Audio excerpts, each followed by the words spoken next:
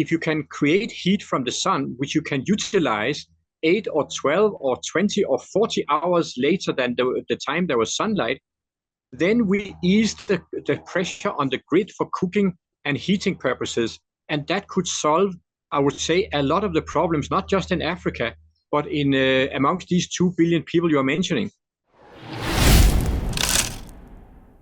Welcome to the conversation. I'm your host, Ismail Okwe, and today we are discussing energy poverty in developing countries in the face of renewable energy. Our guest is David Svarrer. He's a technology solutions expert and the CTO of SkyFi Energy. Speaking to us from Nairobi, Kenya. Welcome to the conversation, David. Thank you very much. Nice to be here with you. Thank you. Africa has vast energy resources, but has the least per capita electricity consumption compared to Europe and the US. Does this translate to lack of effort by African leaders to grant access to electricity to the people? It's a big question. You can say normally I do not look so much into politics. As a technician, I'm very focused on technical matters. But what I can say is that, at least to my knowledge, many of the African leaders, they try really to make a huge effort to electrify their countries. I would actually say that some of the efforts which are done are, among other things, in that the leaders in Africa, in my view, those I know about, and that's mostly the Eastern Africa COMESA region, they are focusing on allowing people themselves to set up solar energy for electricity. And also, let's say for Kenya, they have done a great job up in the Turkana region by setting up numerous of the Vestas wind turbines, which are actually, as I sit here and speak, the power is, among other things, provided by these Turkana wind turbines, due to that today there's no sun. And there's quite some wind up there in the Turkana region. So as an answer to your question, I would say the focus is very much on expansion of the grid. And I have seen quite some substantial efforts being done in that area. I would say on a very positive note. I also understand that even though both leaders are trying to do their very, very best, and I really think they do, there's a huge demand which is growing tremendously, especially in the wake after COVID-19, where COVID-19 took a lot of toll on people because they could not show up in offices. So now they had to work from homes, which put a huge pressure on those corporations who are laying fiber optics, and also put a lot of pressure on those organizations who stand for the electrical grid and the rollout of the grid. And you can say our company is created as a part of that, because one of the things we do is to reduce the electrical footprint and get the same outcome. Now, it's very important to understand that there are many ways to do so. And I would also say quite a lot of entrepreneurial companies locally in both in Kenya and Eastern Africa and COMESA, they are doing quite well in that. We'll come to the efforts being made by the many companies in the East Africa region. However, according to the UN estimates, 2 billion people will still rely on fossil fuels and technologies for cooking by 2030. How can African countries realize the SDG 7, which is access to clean and affordable energy? It's a very good question. I like to answer that very well indeed. I have also worked quite a lot in the solar concentrator industry. I am one of the heads behind some patents in that area. Solar concentrators have mostly in small scale has been these solar cookers, which in my view has not been very efficient. So one of the things we have worked on, and which I know that, for instance, other companies like Delight Solar and Copa Solar and plenty of them who have millions of customers, what they have done is to harness the power of the sun. And I can say for the solar concentrator, which we have been working on together with quite a lot of others, That one is special in that it is not just for cooking. It heats up stones. And stones, not some special stones. These stones you dig up either in your farm or you dig them up where your house is placed. And then you put them in a hive. Then you put soil on top of them, like 0.5 meter of soil on top of them. And then you heat up those stones by a concentrator of, let's say, 10 kilowatt. Then these stones become so hot. So when you put either steam through them or water, the steam will be so hot. So the steam can heat up a cooking plate so you can fry meat and like that on it, because steam can go up to several hundreds of degrees. And that means if you have a steam temperature of, let's say, 200 degrees, then you can fry meat in oil on that steam. Of course, it's a closed circuit, but that means you can fry, you can heat water, you can do all these things outside of the time when the sun is shining.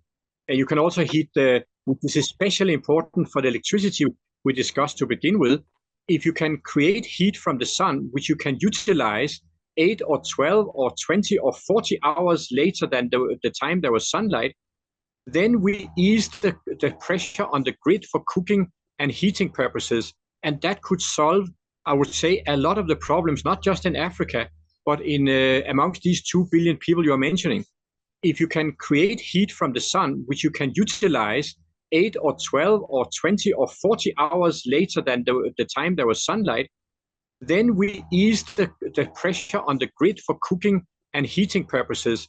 And that could solve, I would say, a lot of the problems, not just in Africa, but in amongst these 2 billion people you're mentioning. But it's made in 316 steel, which is molybdenum steel. And molybdenum steel lasts outdoors for 300 to 1,200 years. So we are talking about a product we expect to come out with it. You will likely see it by a lot of others, because we are going to give it away for free for people to produce. So you will see that thing coming out maybe in 2024, 2025, produced on African soil. So we expect then it's still quite expensive, because $50 is not something that I mean the ordinary African can be able to afford for cooking. That's maybe what you think, but let me tell you that from another company called Delight Solar, which operates in Kenya, they have sold more than 500,000 Delight Solar installations in Kenya, and it is not to the affluent people. They are financing it via micropayments, and the micropayments is something they do. I know it because I had a student, you know, I'm in IT, and I had a student who worked for them and ended up like one of their top software engineers. He told me how it works, and it's like Kenyans, they pay something like 100 shillings per day, which they can afford, even to the very low income earners. And that means that they pay that system over a year or two. And that system has a value of almost like $1,000 or $1,200. And we're talking about that these systems are up and running. They have television from these systems. And now I myself would not buy such a system, but it has really gone like a hot fire. So we are not in doubt that with similar intermediate financing, especially targeting the poor, this can completely eradicate the use of fossil fuel, such that, for instance, use of charcoal, kerosene, even LPG will be history. Even firewood will be history. And that means that we can see the regrowth of trees in the African region likely taking up speed. But it takes that we really work. Yeah, that is the goal, actually. But is the world on track with this transition to renewable energy? Because renewable sources of energy accounted for 19% of the global final energy consumption in 2020, and electricity took the largest share of renewables, whereas the heating and transport sectors have lagged behind. So our fossil fuels, they are still dominant, but are we still on track? I think we are. You can put it this way, but this is now my personal view. Even though some of my personal view can be substantiated via documentation and scientific review. I think we are on tracks. That's correct to say. We are also being detracked, because those in fossil fuel, not all of them are actually interested in taking the mantle up and actually change over from their fossil fuel production to renewable. But if you, for instance, see the most recent examples of the good ways, British Petrol, I do not remember the name. He was recently fired, the top boss of British Petrol, but he was a phenomenal, you can say, person who was really taking the lead on the British Petrol to begin to change over to renewable. I also I had a personal conversation with Shell's top boss some years back. He is also indeed focused on the same, but you must also consider, and I understand it from their side, even though I'm an ardent renewable person, I've worked with it for 33 years, I still also think we must have an understanding of that you cannot just turn a ship around, which is maybe so enormous, so it can be difficult to fathom. These companies, they have hundreds of thousands of employees, and you do not have such a company that easy. If you also take another thing like Maersk, which is a Danish company, a Danish container shipping company, they have put in enormous effort in changing over, but only some of the first ships are coming out now. They just they named one of their first methanol operating ships just a few months ago, and their ships are coming up. You know, they have been ordered in Hyundai in Korea, and their shipping company is coming up with these new things, but the transition takes up to 2029. So even though Maersk may be one of the foremost green shipping companies, it takes 5-10 years to even transit some of their ships. MSC, which is, I think, if I remember right, it's an Italian container ship company, extremely much in competition with Maersk. They have the very same goal. They want to do the transition, but you cannot just remove an engine which has the length of like 100 meters. It's simply going all the way through the ship. And when that ship was built, it was not built for the engine to be removed ever. So you cannot just do that. It's like the ship goes to a shipping yard for, let's say, 18 months. And that means that was not planned. So it's also costly because the ship was planned to operate maybe until 2040 or 2050 with the normal overhauls. So I think on your question, if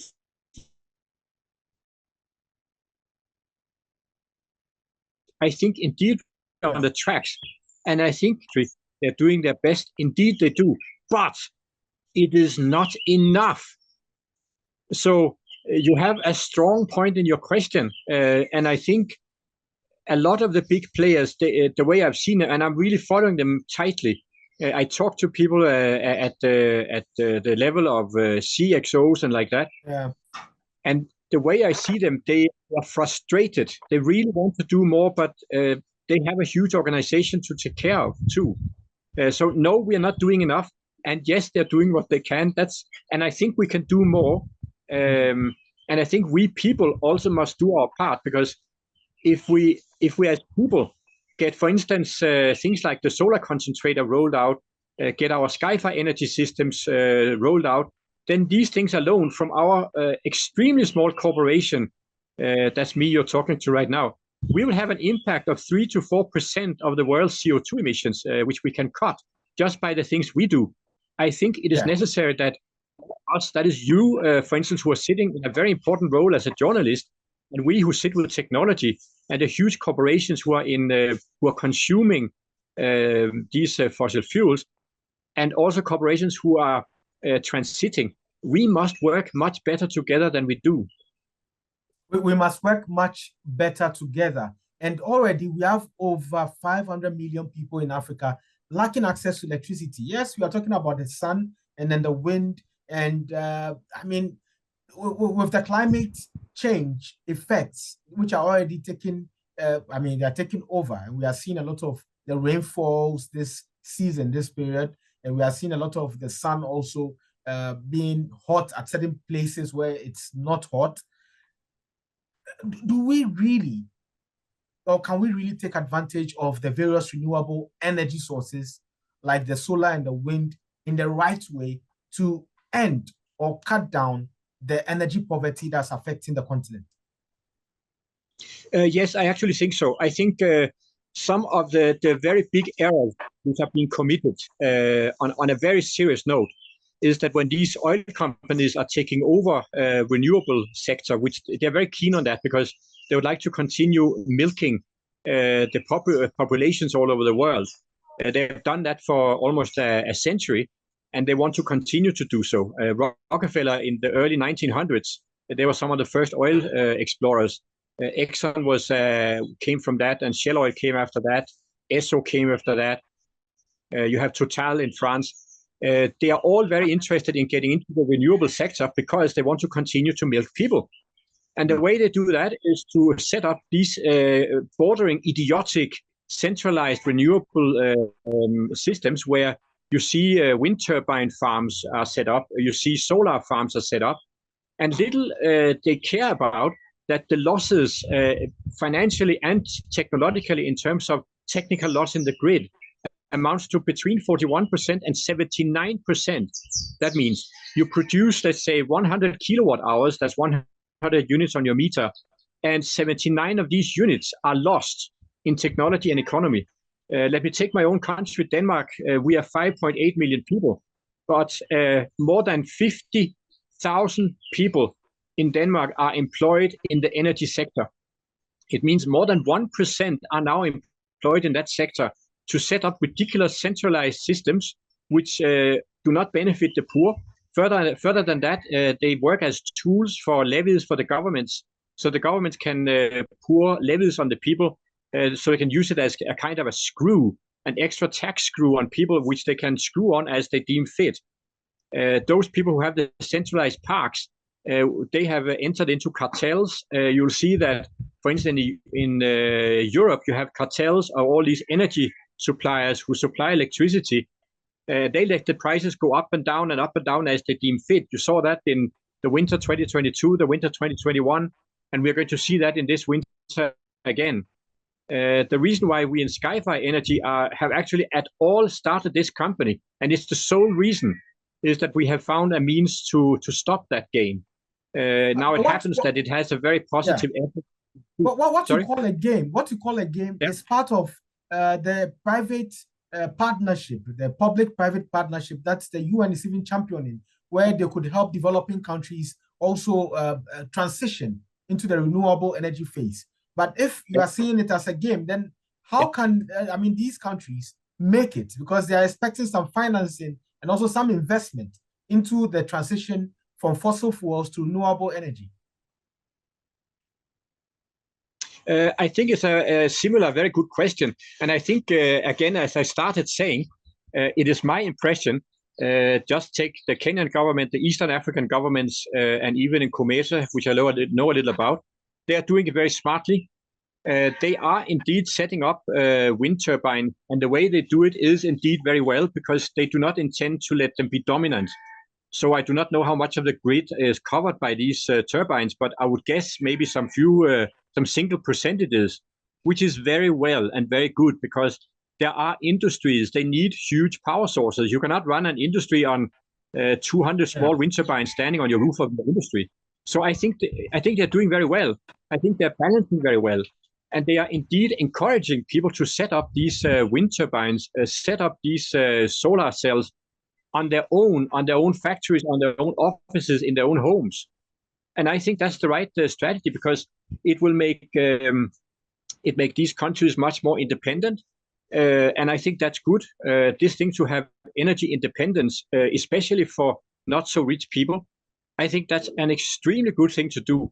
The energy systems are also small, they are transportable. So if you live on a rented compound and you now, let's say you move to another compound, you move the things with you. It's like you just bulk it up on the or your mkokoteni or whatever you're using.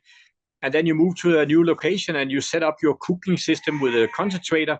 You set up your own solar cells for television and internet, and you're hooked up again. You have your charger for your mobile phone, and you don't actually need the grid.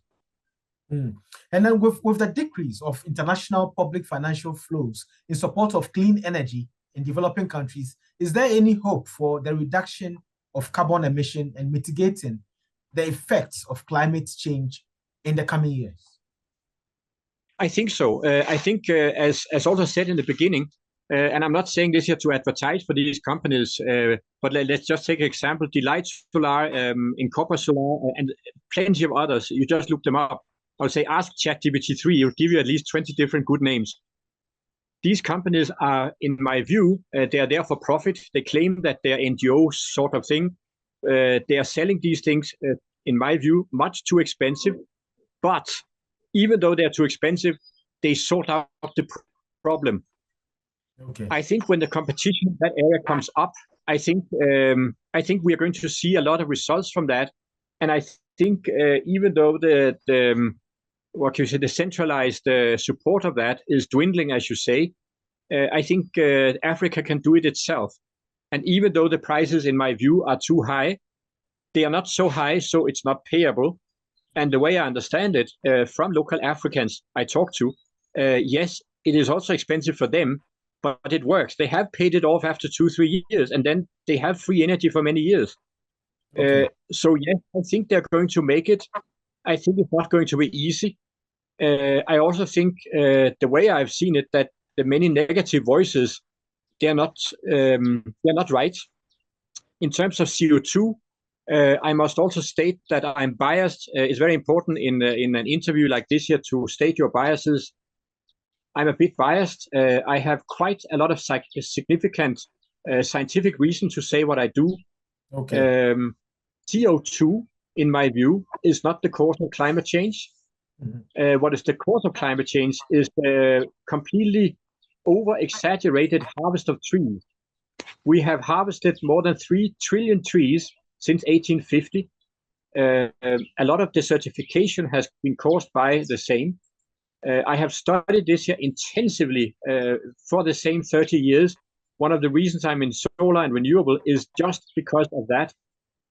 Our goals are to make sure that we do everything we can in our powers. For instance, we're going to use the revenues we're getting from SkyFi Energy and from the solar concentrator.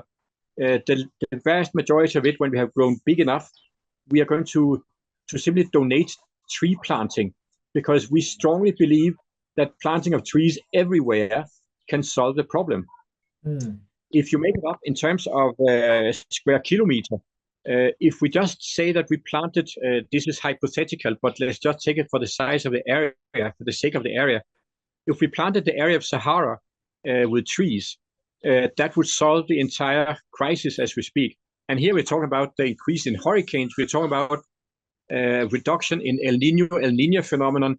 We're talking about a lot of these effects we're seeing right now would either come to a standstill or to a reverse. When we talk about CO2, it is not an either or, and many professionals, including certain scientists, they like to make it an either or question. They like it to be such that we say either it's CO2 or it is something else, or it is volcanic activity. That is not correct. What is correct is that CO2, in actual sense, as we speak, at a current level of 1.5 degree of heating, CO2 caters for around 0.25 of those 1.5 degrees. So CO2 caters for about 16% of the current heating. A lot of the rest comes from lack of trees. So I think it is important to not only listen to the climate sayers who say CO2 is bad, we also have to listen to some of the other reasons. There are many other reasons which we need to get into. The reason why we are focused on trees is just one, that if we plant these trees, then these trees will consume the CO2. So we actually solve two problems in one. And then, of course, I'll never be able then to prove that it was not the CO2. I actually don't care about that. I don't care about being right or not right. If I find out I'm wrong, I'll publish it publicly. I care about that we solve the problem. And if it shows up that CO2 was the problem, I'll jump on that bandwagon with a day's notice and start working on that. But as it is right now, I have very serious reasons to believe that tree planting is one of the key things we need to look into. Okay, so afforestation is your solution to the climate change problems that we have in the world. Now let's explore David Svarrer's experiences and insights about life. What interesting thing do you pack in your suitcase when you go on vacation? I have not been on a vacation for 30 years, so I do not know what that is. That's quite interesting. Why don't you go on vacation? I'm working on this thing here. I work on it so seriously. It takes up all my time. I can say I work around 80 to 90 hours per week. I've done that my entire life. And the most recent 10 years, I worked on renewable energy. That is now taking us into an area of technology and IT and like that, because we think that will raise the money for the solar concentrator.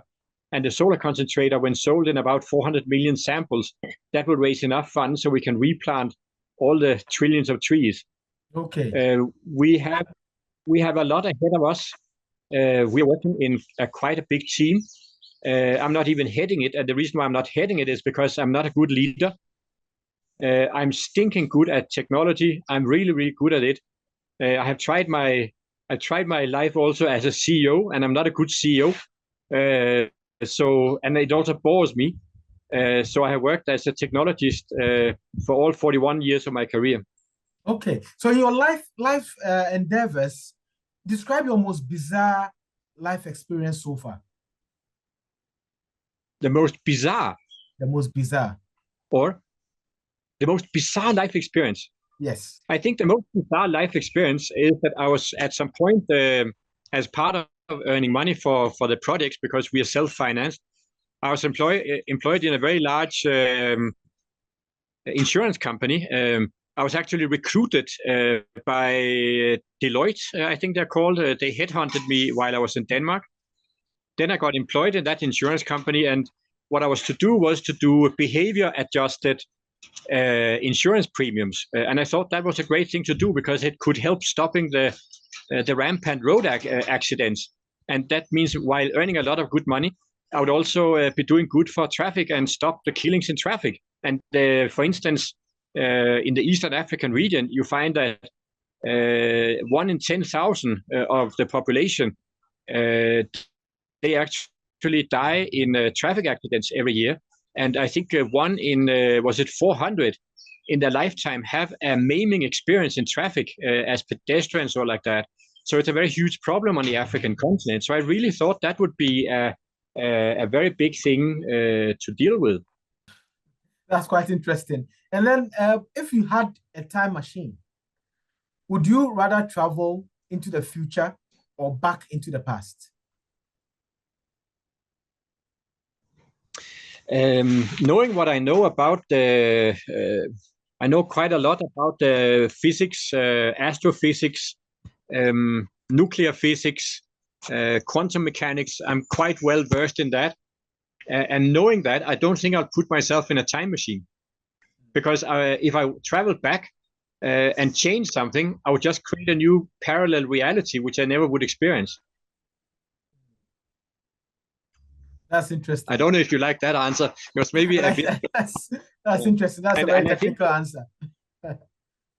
And then finally, I would like to remain maybe. Yeah.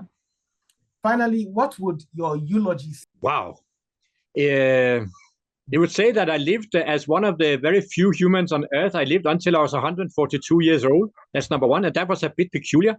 The other thing it would say is that I worked very tirelessly to sort out major problems for mankind. Most of them are actually linked up to how we have been trapped in this idea called democracy, while we are only allowed to be in that thing called democracy because it does not interfere with what the big capital are doing. So we are actually trapped in democracy. We think politics is important. One of the reasons why I don't at all deal with politics is because it's useless. Politicians has no influence. Politicians are actually the puppets under the quite huge capital. And therefore, one needs to be very conscious about that. You cannot change things via politics. Sometimes you can change a few things, but the big things need that you actually amass quite a lot of capital and then use that capital contrary to what others they do, and do not fall prey to becoming greedy. And instead, you should really focus on making things better from a capital point of view, not capitalist, but capitalistic, but from a capital point of view.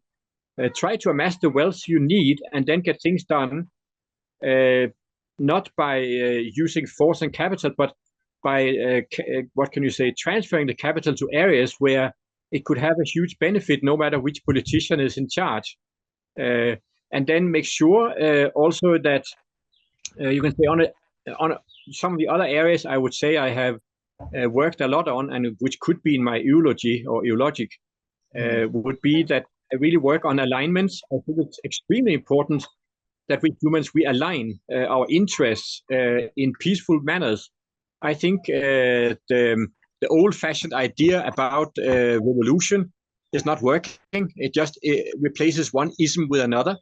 So I think I'll be highly likely known for someone who have worked quite a lot on ensuring alignment between people. That wraps up another insightful episode of The Conversation. Thank you very much, David Svarrer, for being part of the show. But it is me who say thanks for your kind invitation. I really appreciate.